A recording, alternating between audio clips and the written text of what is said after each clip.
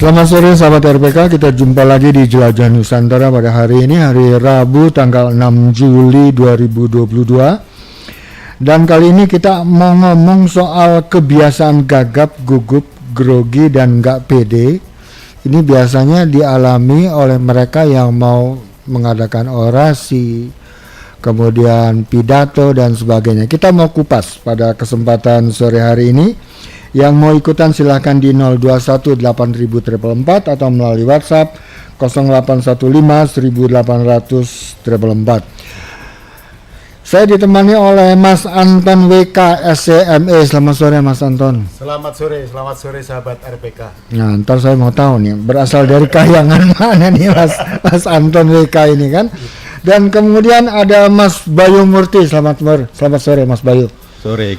Aku udah siapin diriku. Kita udah lama nggak bertempur ya Opung ya. Iya, 4 hari ini udah sampai angkat barbel, udah apa nih? Udah siap nih ya. Udah siap. Jadi sorry Opung, itu nggak di-endorse, nanti dulu taruh dulu di bawah itu. Jangan, kita lagi haus. Oh iya. Belum apa-apa udah ngajakin berantem. Lalu kita mau ngomong soal kebiasaan gagap, gugup, grogi dan nggak pede ketika kayaknya gue sih enggak ya, gue sih udah jago banget lah ya. Udah kebiasaan ngomong di sini, kan berarti udah jago. Mas Anton, Siap. Kalau mau ngomong soal public speaking nih, kan banyak nih yang banyak pelatihan public speaking dan segala macam gitu. Penting nggak sih? Boleh deketan, nggak dimarahin. Oh iya. Sepanjang kehidupan ini terjadi dan proses kelahiran ada dan anak itu mulai berkembang dan bertumbuh, tentu pendidikan tidak akan pernah berhenti, apalagi public speaking. Semua pasti terus dibutuhkan karena kita bergulir dan berganti generasi. Iya, artinya kan kita kan udah bisa ngomong, udah kebiasaan pidato, kata sambutan dan segala macam. Orang tepuk tangan kalau saya pidato. Ya, bagi pelaku public speaking yang biasa dia tampil di depan publik dan dia biasa membawakan acara, bukan berarti dia tidak harus belajar atau dia berhenti belajar. Karena dia bicara di mana dulu. Karena ada ruang-ruang yang barangkali di daerah yang kita belum ketahui. Tentu kita akan harus menyesuaikan materi kita dengan audiensi kita. Di situ proses belajar itu tidak pernah berhenti. Bagi saya. Oh, jadi penting ya memahami audiens ya. Sangat penting. Ya. Mas Bayu. ya Kan ceritanya nih dikenal sebagai spesialisasi atau pagar public speaking. Benar gak sih? Iya, Kan kita sering ngalamin, aduh kayaknya kalau belum mau muncul itu suka, atau begitu muncul masalahnya begini, selamat sore gitu, sering nggak gitu, walaupun udah baca. Kami menyebutnya inflection atau padding ya. Jadi padding, temanku namanya padding. Puding. Oh, puding. Oh, itu makanan itu. Makanan. Itu sebenarnya bentuk pengendalian. Mas Anton tadi sempat menyoal mengenai mental. Iya. Kalau kita padding seperti itu sebenarnya ketidakmatangan kita. Penyebabnya apa sih? Gugup, gagap itu ya. Walaupun Anda sudah terbiasa bicara depan mic. Kalau menyoal yang tadi Mas Anton bilang, betul, ilmu komunikasi adalah ilmu tertua di bumi. Jadi sampai kapanpun memang ilmu komunikasi akan bertumbuh dan itu sebenarnya paling sulit. Nah, empat gejala gugup ya, diantaranya walaupun sehebat apapun Anda sudah terbiasa tampil ya, berhati-hatilah karena banyak blunder di atas podium ya. Bisa hilang juga blank ya. Gejalanya tuh simptomnya tuh ya, tangan berair loh, sampai seolah-olah baju basah keringetan. Betul, takut salah. Belum lagi kalau dilihat, ada bosnya di sana atau ada calon mertuanya di sana. Problem lagi, beda semua. Bahasa tubuhnya beda tuh ya. Semuanya beda. Jadi buat teman-teman walaupun sudah merasa oke, seandainya ternyata betul bahwa Anda masih kadang-kadang ngeblank, gugup, nervous ya, coba cek ke dalam diri Anda. Apakah Anda perlu belajar public speaking atau tidak? Seperti Abang bilang tadi kan udah dari awal, dari lahir udah bisa bicara, dari bayi aja udah bisa bicara gitu. Iya, kan udah kebiasaan sehari-hari gitu ngomong. Betul. Bahkan ternyata ada pendidikannya. Begini, jadi kalau penguasaan gugup tadi, kalau dia ada 4 hal yang tidak dikuasai atau kurang dikuasai. Materi, penguasaan dia terhadap materi itu sendiri. Kedua, dirinya sendiri. Hati-hati, pada saat seseorang berada di atas panggung, dia berteman dengan emosinya, dengan sikap mentalnya sendiri. dan orang tuh akan melihat, semua audiens akan melihat. Ketiga, dia tahu nggak kapasitas audiensnya. Jangan sampai dia tiba-tiba tampil jadi berkesan overconfident ya. Dan yang paling akhir sih, dia harus menguasai gaya panggung itu sendiri. Entah panggungnya mix seperti ini pun panggung ya, karena ada audiens di sana. Yang lebih besar pun harus take control. Ada tuh nggak tahu ya sampai dia pegang-pegang baju, kalau udah di Iya. pegang baju ngitung kancing gitu kan, atau pegang-pegang mic gitu kan. Sebetulnya mengatasi kegugupan ya gitu kan. Mengatasi Nah, kegugupan. istilah itu dalam public speaking apa Mas Anton? Saya tahu. Apa? Mannerism.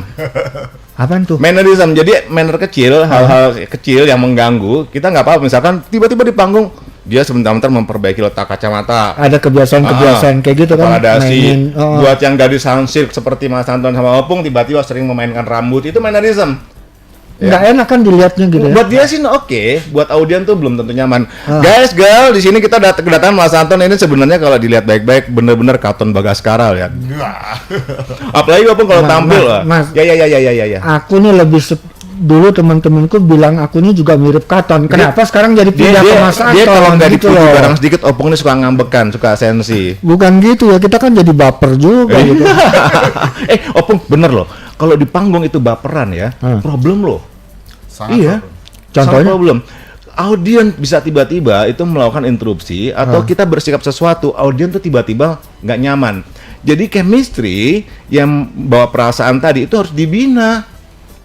Jadi bukan berarti yang sudah terbiasa tampil, oke, seseorang biasa tampil depan kamera, podcaster, YouTuber. Sebaiknya juga dia dibekali dengan kemampuan berbicara di depan panggung selebar-lebarnya, seluas-luasnya. Karena beda. Audiennya beda. Ya Betul kan Mas Anton ya? banyak tuh ya Mas Anton ya, kita sering lihat gitu ya. Ini orang kok kalau depan kamera ataupun dalam tampilan-tampilan suka nggak enak dari posisi berdiri, bahasa tubuhnya tuh kelihatannya nggak nyaman, atau Ya. tempatnya kecil banyak bergerak, atau sebaliknya tempatnya terlalu besar dianya nggak bergerak tuh, jadi kelihatannya kayak patung aja gitu. Iya. Nah itu gimana, apa tuh istilah-istilah seperti itu? Dia di dalam menghadapi publik, dia tidak menguasai panggung itu secara maksimal. Panggung aja nggak dikuasain, Panggung gimana tidak audiensnya? dikuasai. Nah kemudian terjadinya salah tingkah di dalam dia sebelum melakukan menyampaikan materi di depan umum. Dia materi itu tidak dikuasai juga dengan bagus, sehingga dengan demikian dia pun bagaimana materi itu bisa dibawakan dengan baik, dengan dia menguasai panggung dan dia juga menggunakan bahasa tubuhnya. Apabila dia sendiri yang pokok, yang nantinya pesan ini mau disampaikan, itu sendiri dia tidak tahu. Nah ini yang penting. Kadang-kadang kita ingin menyampaikan sesuatu, kita berani dan kita percaya, tapi materi yang akan kita sampaikan ini apakah akan nyampe? Pesan ini akan nyampe dengan cara menyampaikan seperti apa? Nah ini penting, ini menguasai materi ini sangat penting, sehingga pesan yang akan disampaikan akan tepat pada audiens. Ya, ini kayaknya nih kalian berdua mau nyerang gue nih, tapi mudah bukan soal baper, bukan kita soal bahas baper. mengenai gagap segala macam. Pasti bentar lagi iklan, sebentar lagi gimana sih Opung? Gue setiap mau masuk ke inti masalah selalu aja. Ini kan bukan gue yang ngomong, gue udah dipelototin dari sana. Oh gitu Ini- ya? Iya, Udah harus waktunya ya? break nih. Boleh, Kita break dulu. Iya, oke, terima kasih. Lanjut.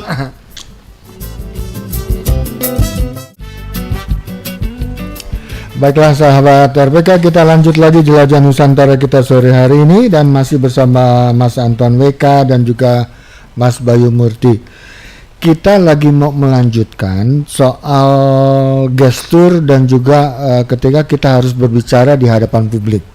Sering kita merasa gagap atau gugup, grogi dan nggak pede, terutama kalau audiensnya tuh ganti-ganti. Atau bisa juga kita merasa kepedean, overconfidence, jadi merasa semua kita samain aja, padahal akhirnya itu punya dampak yang kurang baik juga. Nah, Mas Anton yang praktisi dan juga sebagai Mas Bayu nih mentor nih, padahal Ya, jujur Opung. aja, Ya, gua Opung. tuh udah dari dulu soal ngomong nomor satu salahnya. tapi ada WhatsApp nih, baca dulu. Siapa yang mau baca nih? Saya bacain boleh ya? Boleh. Dari Bung Jeff Adrian Tangerang ya, terima kasih atas WA-nya, juga bagi rekan-rekan yang mau berpartisipasi. Pertanyaan beliau adalah, sebatas mana gugup atau gagap seseorang itu bisa dikatakan wajar karena nobody perfect? Bro Jeff, makasih ya, kita kembalikan ke Mas Anton. Wajar dong gugup gagap. Betul, ini pertanyaan yang menarik ini yang ditanyakan oleh Mas Jeff Adrian ini. Karena setiap orang yang sudah berkali-kali pun belajar dan tampil di panggung, dia pasti ada rasa gugup dan gagap, itu sesaat pasti terjadi. Itu hal yang biasa di dalam public speaking, kita nggak usah takut. Tapi bagaimana kita secepatnya kita kembali kepada fokus kepada diri kita, sehingga kita penguasaan materi yang tadi sudah kita persiapkan, kita bisa sampaikan kembali secara lancar. Ini penting, karena ketika kita gugup dalam beberapa saat kita tidak mampu mengatasi, kita akan blank di situ, maka kita tidak akan bisa memulai penyampaian materi ini dengan baik. Saya rasa tadi ditanyakan batasannya sejauh mana gugup atau gagap itu masih dianggap wajar. Ya, ketika di beberapa saat, di dalam beberapa detik kita masih bisa menguasai kembali dan kembali ke fokus, artinya sebenarnya itu tidak ada masalah, itu biasa saja. Tapi kalau kita memang sudah terlatih, nanti lama-lama gugup dan gagap itu akan hilang, karena kita sudah tahu bagaimana start yang baik ketika kita Jadi menyampaikan mengelola gugup itu penting ya, harus tahu cara mengelola gugup ya. Iya. Nah, karena gini, seringkali betul nggak ya, ini kan sebagai praktisi dan juga mentor nih, Mas Bayu. Ketika gugup tapi materi tetap tersampaikan, kira-kira ke audiens itu nyaman nggak? Artinya nyaman itu masuk nggak ke mereka gitu? Saya Asal ngomong aja gitu. Ya, saya izin jawab ya. Public speaking adalah bagian dari ilmu komunikasi. Sesungguhnya pada saat Anda berdiri di panggung apapun juga, Anda belum berbicara, tapi tubuh Anda, postur Anda, sikap Anda sudah mengkomunikasikan sesuatu. Belum kinti materi loh. Sehingga Belum pada saat ngomong aja. udah mengkomunikasikan dirinya itu apa dan siapa. Pada saat dia sudah mulai berbicara, lalu gugup, kayaknya wajar deh. Pertanyaannya adalah batasan wajarnya tuh semana? Enggak ada, karena ini sangat subjektif, tergantung kepada sikap mental. Dan betul Mas Anton, memang itu perlu dilatih. Dan tahu dong harusnya latihannya ke siapa? Nggak tahu. Pastilah ke saya. Ngomong ke Mas Bayu. Iya, betul, karena memang itu mesti dilatih. Dan apa yang terjadi pada saat seseorang itu nggak tahu bagaimana yang Mas Anton bilang tadi, mengelola kegugupan itu sendiri, nah, itu baru timbul masalah besar menurut saya. Tapi pertanyaan tadi sebetulnya mewakili dari yang lainnya juga. Pada saat dia mau tampil, kok nervous ya, gagap ya, itu karena pengendalian materi tadi terhadap dirinya, atau dirinya terhadap materi, belum terhadap audiensnya. Ya kan pengaruhnya banyak tuh ya. Bisa tadi kadang-kadang dia nggak tahu mau taruh tangan di mana ya. Benar. Dia nggak tahu, akhirnya udah nggak jelas nih, ada yang ke rambut, ke apa segala, itu satu. Benar. Kedua itu yang seringkali volume suara ya. betul. Intonasi, tekanan suaranya akhirnya buyar semuanya. Betul. Nggak tahu mau ngomong apa. Akhirnya Betul.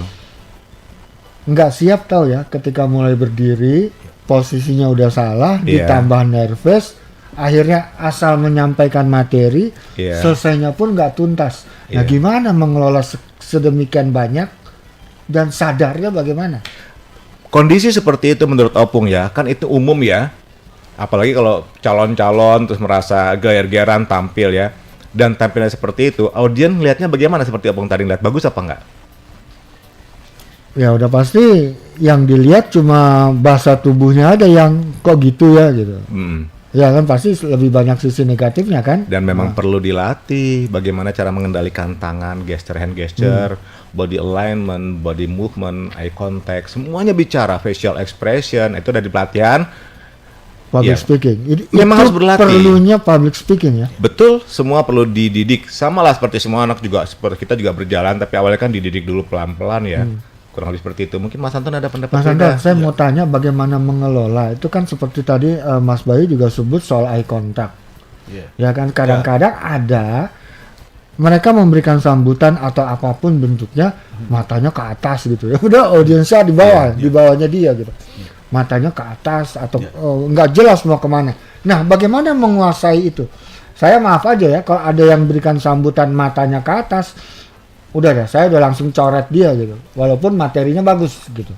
Ya, sebenarnya semua tadi yang sering dialami oleh para pembicara ketika dia ingin menyampaikan materi, kemudian akhirnya gestur dan bahasa tubuhnya menunjukkan hal yang barangkali kurang terlalu pas, nggak nyambung. nggak nyambung ya.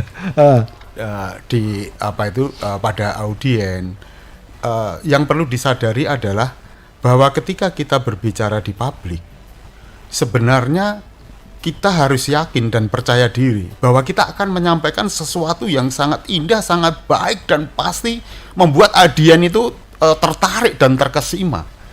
Nah, kita harus penguatan materi kita ini yang harus kita dalami sehingga memunculkan rasa pede kita. Wah, ini materi saya sangat bagus. Kalau saya sampaikan ke audien pasti dia sangat senang, pasti dia akan sangat bergembira karena isinya memberi arti untuk dirinya, untuk hidupnya, untuk orang lingkungannya, dan untuk apa seperti pesan tadi yang disampaikan. Nah, kalau dia siap seperti itu, sebenarnya tadi problem-problem tadi akan teratasi karena kepedeannya tadi, rasa ingin segera dia menyampaikan itu tadi akan pelan-pelan menyibak rasa gugup, rasa grogi, dan dia kembali kepada dirinya seperti yang saya sampaikan tadi, sehingga hal-hal tadi secara pelan-pelan dengan keyakinannya itu akan teratasi sendiri kalau betul dia ingin menjadi pembicara publik, dan itu memang harus senantiasa terus dilatih. Kalau tidak, maka audien akan mengalami rasa yang tidak enak atau tidak nyaman atau barangkali kejenuhan, apalagi intonasinya datar, tidak ada isi yang istimewa, tekanannya juga tidak terlalu bagus, kemudian kesimpulan akhirnya pun juga tidak bisa dirasakan. Nah, inilah yang membuat audiens kurang terlalu berkenan. Akhirnya waktunya lewat terbuang begitu aja. Ya, waktunya terbuang begitu saja, materi pesan yang ingin disampaikan tidak bisa diterima dengan baik oleh audiens, sehingga audiens pun merasa tidak mendapatkan sesuatu mendengarkan pembicaraan kita atau materi yang kita sampaikan. Lu mau ngomong apa sih sebenarnya tadi? Apalagi udah oke, kita lanjutkan dengan sambutan berikutnya. Ini aja nggak jelas gitu. Itu harus sudah terkejar waktu itu. ini saya udah waktunya bicara nih. Tapi gue tahu nih pasti deh. Mau di-cut ini. Iya. Kasih kesempatan dia bicara. Kita tunggu ya. Saya selalu begitu sama Opung. Kita tunggu setelah ini ada pesan-pesan yang paling penting. Thank you. Kita lanjut lagi sahabat RPK Jelajah Nusantara, dan kita masih di topik yang sama ya. Jadi sebelum ada WhatsApp, sebelum kita masuk ke situ nih, saya mau Mas Anton, yang baru kita jelaskan tadi itu misalnya begini, kendala apa yang sebetulnya sering dilakukan, ada solusinya nggak supaya kita bisa tenang gitu, membawa apa yang mau kita sampaikan itu sampai ke audiens atau ke publik gitu. Bagaimana caranya? Terus kan kebiasaannya pakai teks gitu, boleh nggak? Kan saya juga suka pakai teks bawa naskah. Iya, sebenarnya kita mempersiapkan materi itu dengan berbagai macam cara, tergantung bagaimana cara yang terbaik yang akan kita pilih. Seandainya kita mempersiapkan materi itu berupa teks pun, tapi kalau nanti kita terfokus pada teks, akhirnya kita ketika salah melihat teks dan kemudian kita tidak akan bisa lebih jauh untuk bagaimana materi kita ini bisa kita kembangkan. Bahkan kita bisa akan terkunci di teks itu sendiri ketika kita mungkin terbiasa dengan teks. Apalagi kalau sampai salah membuka halaman teksnya, ini juga menjadi hal sendiri. Tapi sebenarnya teks untuk persiapan dibutuhkan, tapi sebaiknya memang itu kita harus bisa kita kuasai di luar di luar hafal, di luar otak kita, sehingga kita di situ bisa mengembangkan. Metode itu hanya biasanya dilakukan untuk pejabat-pejabat resmi dan yang lain, karena dia nantinya itu akan diambil oleh Ada penelpon rupanya. Halo. Ntar kita sambung Mas Anton ya. Yuk, Nanti kita sambung lagi nih, Mas. Halo. Halo, Dari mana? dari Pak Ari. Oh, Pak Ari, iya. Pak Ari, sore Pak Ari. Sore, Selamat sore, ada Pak yang Ari. mau ditanya? Mau tanya, kalau ini kan berarti gugup itu kan mengalami fobia sosial ya. Takut luar biasa harus bicara di depan publik ya. Iya. Salah satu tipsnya menurut Pak Bayu gimana ya? Langsung tanya ke saya ya. Boleh.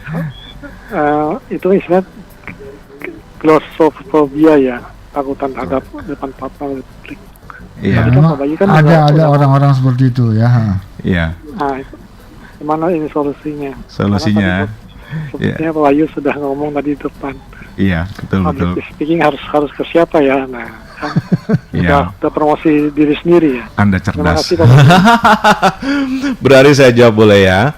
Keguban itu sebetulnya kalau kita lihat dari dua sisi ya.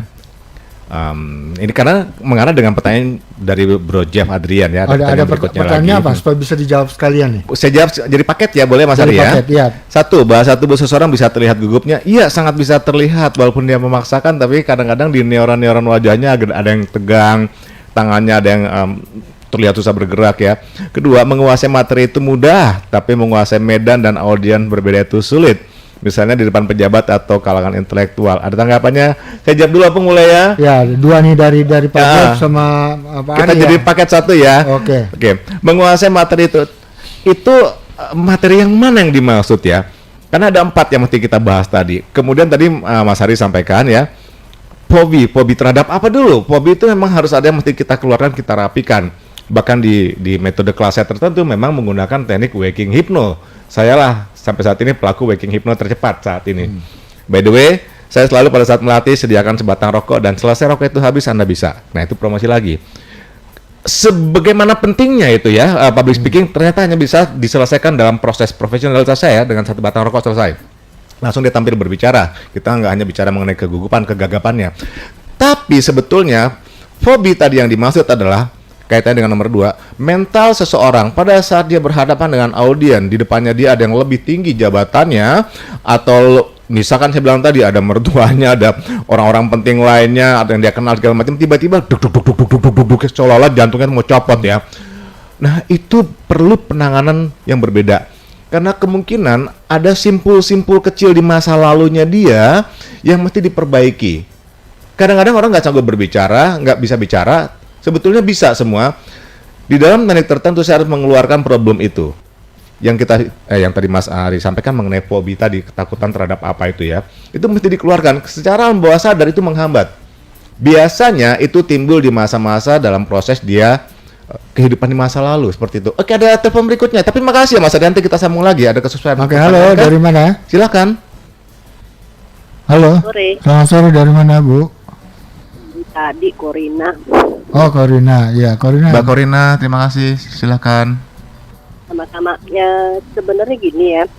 Saya dulu waktu mesti kerja, saya bukan public speaker, tapi kalau ketua saya selalu dulu sekarang istilahnya mungkin WL ya, atau Iya, iya. ketua. Itu biasa ngomong kalau karena interaksi dengan orang di kantor, karena terus begitu. Sekarang setelah pensiun dan gagetan terus pakai gadget gitu, melihat terus kena, apalagi sekarang saya saya tinggal sendiri, nggak ada teman ngomong kecuali dengan anjing, kan nggak ada interaktif ya. Terus begitu kalau ngomong juga blank gitu loh, apa sih yang mau ngomong, sampai teman sendiri yang biasa saya ngomong itu dengan dia, saya diem aja bego, kayak orang bego gitu. Tapi kalau umpamanya chatting, balas WA orang, balas FB orang itu gampang. Itu mungkin juga pengaruh dengan kita tidak biasa ngobrol, jadi akhirnya interaktifnya itu susah, itu aja. Terima kasih. Oke. Jadi dia ini dulunya mungkin sering muncul di publik dan itu biasa aja. Ada perubahan perilaku, udah nggak ada kesempatan itu, jadi akhirnya mengalami kesulitan gitu kan? Ya, saya punya solusinya, Opung. Mbak Korina, siapin kameranya ya. podcast nih kita. Nah, bukan beneran siapin handphonenya, kameranya, kemudian siapkan juga tongstisnya atau tripod monopodnya.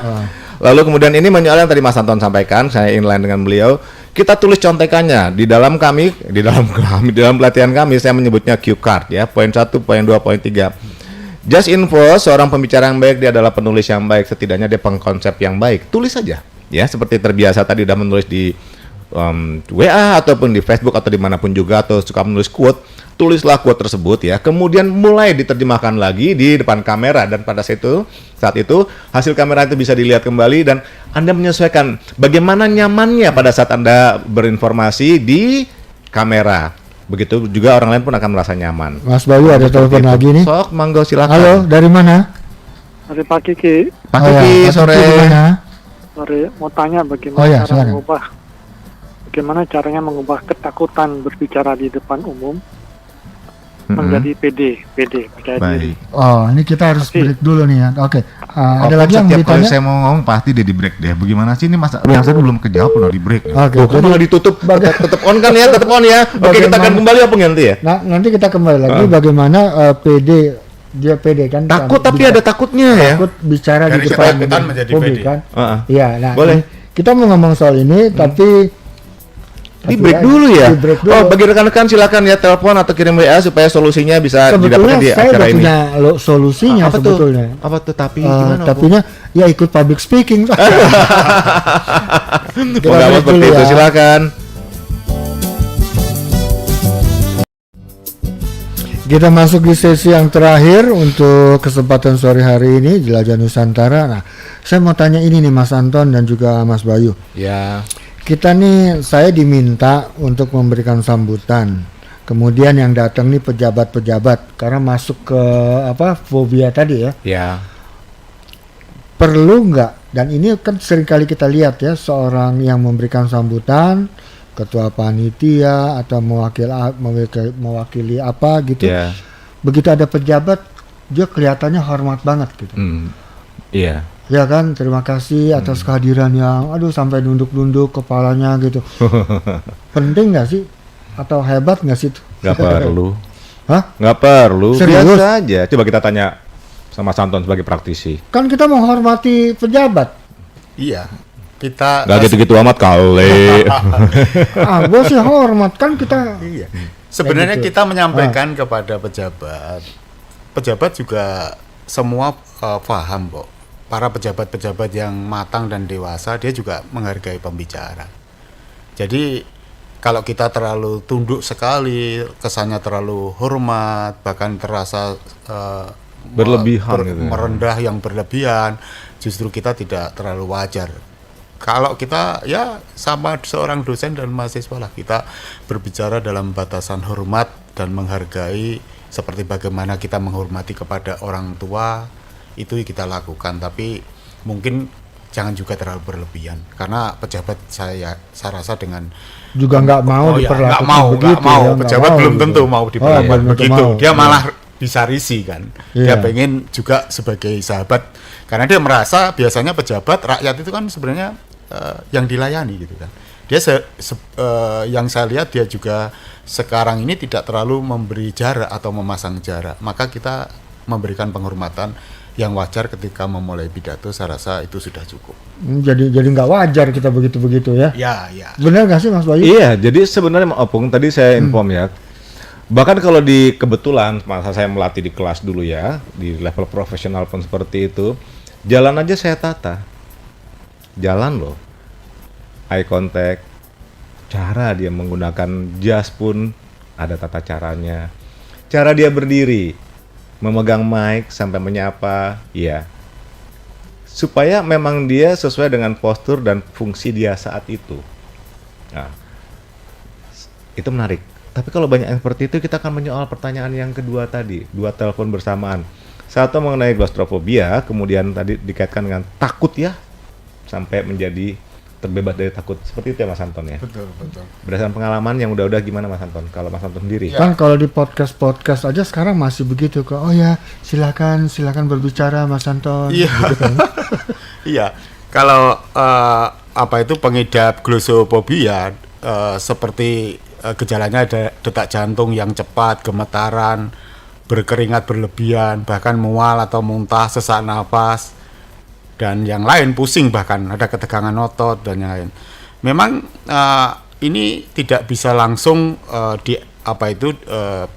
diatasi begitu saja gitu kan. Ini harus ada terapi yang tadi disampaikan oleh Mas Bayu harus dilakukan, karena mungkin ada hal-hal yang dulunya itu semacam luka, trauma atau luka batin lah ya, itu masih dengan selesai. peristiwa proses perjalanan hidupnya yang dia tidak sadari, dia tidak rasakan pada saat ini, dan itu sebenarnya tertanam dan ada di bawah sadar. Memang itu solusinya, ada yang menyarankan ke psikoterapi, ke psikiater, dan tentunya mungkin kalangan praktisi hipnoterapi pun bisa melakukan itu. Ya kan kadang-kadang itu bukan persoalan, kalau misalnya saya nih di radio ini nggak kelihatan audiensnya ya, itu pertama ya. Iya. Tapi ketika berhadapan dengan narasumber atau perlu dengan orang yang bertanya, kan masih sering kita merasa mau menghormati atau mau sungkan. Ya Bapak, bagaimana tanggapan Bapak, jadi formalnya yang berlebihan gitu ya. Ya sebenarnya juga saya menginformasikan mengenai batasan respect itu sendiri. Nggak harus kayak gitu kan? Ada batasannya. Nah, seperti apa? Nggak seperti itu.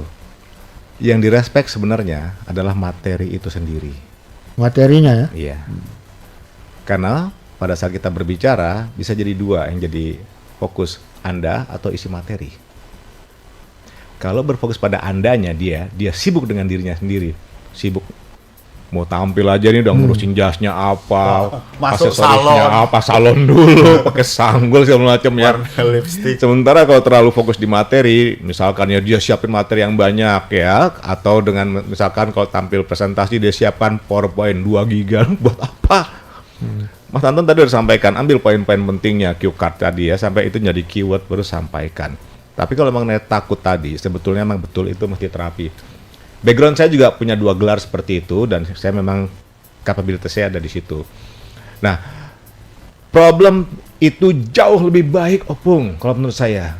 Dibanding kalau dia ternyata overconfident. Contohnya gini, saya udah tampil di mana tempat, jam terbang saya banyak. Gua dong. Gua nggak bilang kayak gitu, Opung. Ya tapi jangan nyindir gitu Kan loh. selalu mulai. Pisahin kalau nggak terjadi keributan nih, ya. Ini lama-lama bisa mecahin mic. Karena gini, Opung, seandainya misalnya orang jadi overconfident seperti itu, ya, blunder di mana-mana tanpa dia sadar bahwa dia memang pelaku kesalahan itu sendiri. Tapi kalau orang yang gugup, gagap, itu sebenarnya dia justru waspada, dia akan berhati-hati saat berbicara. Nah, ini narik garis tengahnya itu harus rapi. Gini Mas Bayu, gua nih ngomong depan mic dari sebelum lahir, dari masih di kandungan tuh ngomong depan Di mic. kandungan berarti udah bawa mic ya? Udah. Percaya. Walaupun mic-nya beda-beda, tapi Iya. ya gua tuh udah ngomong depan mic. Jadi Bener. jangan lu ngajarin gua. maksud Bener, gua. semua orang juga berpendapat seperti itu. Butuh sekolah khusus, butuh pendidikan khusus, butuh pelatihan khusus supaya pada saat dia menyampaikan pesan tadi delivery dengan baik. Inti pesannya bisa dibawa dalam benak audien dengan bagus. Poin by poinnya semua sesuai arahan, sesuai materi yang dibuat sendiri. Atau yang paling pasti adalah benarkah tubuhnya sudah mengkomunikasikan siapa dia sesungguhnya. Ada identitas di situ. Sehingga pada saat bertemu dengan yang lebih tinggi levelnya, dia merasa rendah sekali itu ya. Bahkan tadi memuji udah berubah menjadi sanjungan, itu udah berbeda lagi. Itu sikap mental. Dikaitkan semua dengan fobia yang seperti Mas Anton sampaikan. Ini inline dan emang sih butuh seperti itu. Jadi pada satu sisi jangan juga kita berada terlalu ke bawah, tapi Iya. juga jangan merasa terlalu tinggi. Iya. Artinya kita ya untuk yang otodidak ya, bukan berarti itu salah ya. Kalau otodidak tapi ya. melengkapi. Iya. Gitu kan? Ya. Kalau otodidak justru kebalikannya. Kalau dia otodidak dan masih ingin tampil terus-menerus, yang ingin tampil tuh dianya atau materinya. Itu ribet itu. Oh, gua dong. Nah, pada saat gue dong, percaya nggak? Semua presiden di Amerika Serikat sudah melalui proses pelatihan yang luar biasa. Kok lu nggak latihan gitu, Opung? Gue bingung deh. Ya nggak ada yang nyalonin gua presiden.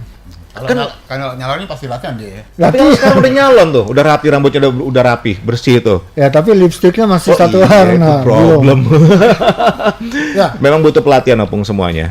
artinya jangan kita juga merasa seperti overconfidence tadi ya, merasa Iya. udah Itu justru bahaya pada saat blunder itu ya, terjadi blunder, dia harus menyewa lagi buat wartawan pers conference untuk memperbaiki kalimat yang pernah keluar. Itu bahaya untuk ditarik kembali atau diperbaiki, udah ribet. Hati-hati sekali sebenarnya. Nah, Mas Anton, terakhir singkat aja, apa solusi untuk kita ini agar bisa menguasai audiens atau berbicara dengan orang melihatnya, oh ya, materi yang Anda sampaikan itu masuk gitu loh.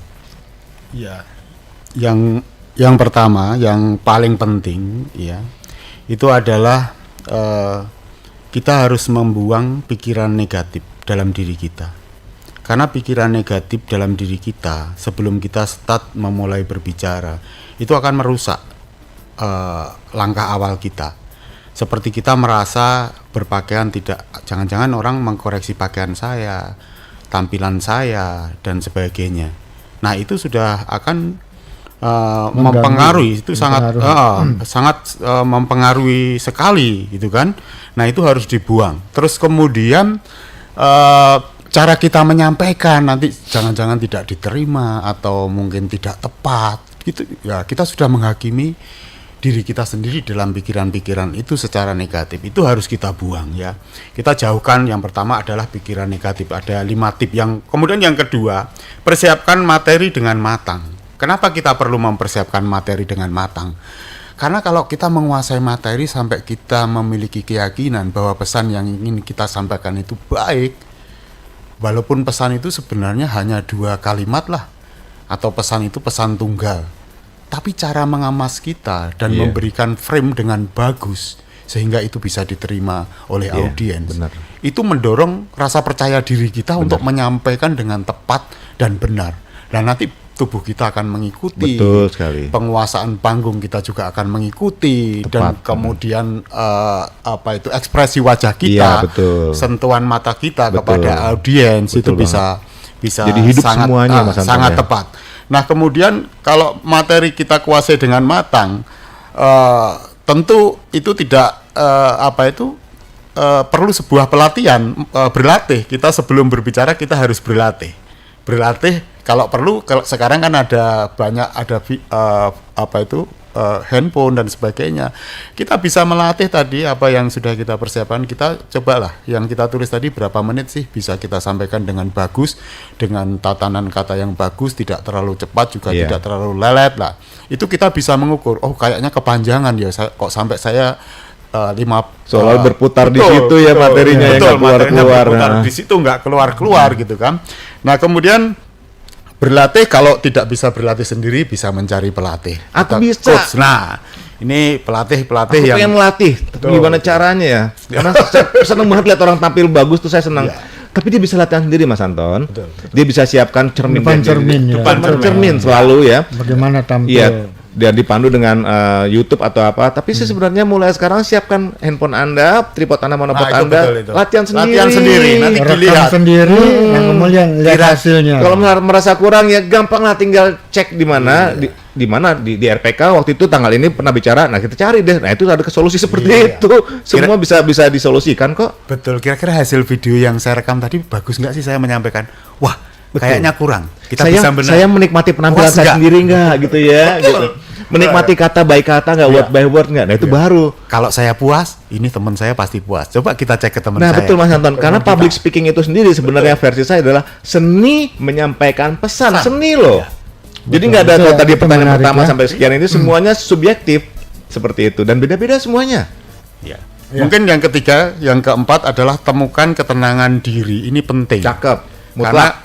Karena itu kita harus sadar bahwa apa yang kita sampaikan, audien kita siapa, suasana lingkungannya seperti apa. Nah, kita harus fokus menyampaikan materi ini dengan cara yang menarik untuk audiens kita. Dengan demikian itu bisa disampaikan ketika kita menguasai diri. Kemudian fokus pada diri. Yang kelima adalah kita fokus pada diri. Nah, fokus pada diri itu adalah kita betul-betul secara total tadi apa yang sudah semuanya kita kuasai tadi, kita merepresentasikan diri kita juga pemikiran kita sehingga Jadi itu satu paket yang manis untuk Ya. dilihat gitu ya, ya, jadi keren itu gitu menjadi ya. satu paket yang manis untuk dilihat. Ya, sayang sekali ini waktunya udah Ya, tapi habis. saya masih udah mau ngomong apa gimana, saya pengen ngomong apa gimana lagi, pengen lagi. Oke. Belum banyak bener yang mesti saya Kita sampaikan sebagai pelatih. cari waktu nanti Mas Bayu Uh-uh. atau kita cari waktu untuk bicara khusus public speaking. Boleh? Atau mungkin nanti teman-teman kalau mau tahu bisa tanya ke RPK Betul. seperti apa Betul, untuk pelatihan betul, public betul, betul. speaking ini ya. Betul, betul, betul. Mas Bayu makasih. Iya, Mas Anton, Opung. Terima kasih Opung. kita Terima ketemu kasih. di lain Tapi kesempatan. padahal saya Jangan belum bosan. selesai bicara nih, Opung. Apa mesti kita ketemu nanti ya? Pada saat selesai RPK itu kita mesti ketemu lagi, apalagi bisa mengenai public speaking. Oh ya perlu. Boleh, habis ini ya. Habis ini. Ini udah selesai nih. Udah selesai. Udah selesai. Udah habis. Bye, makasih, selamat sore. Sampai ketemu minggu depan.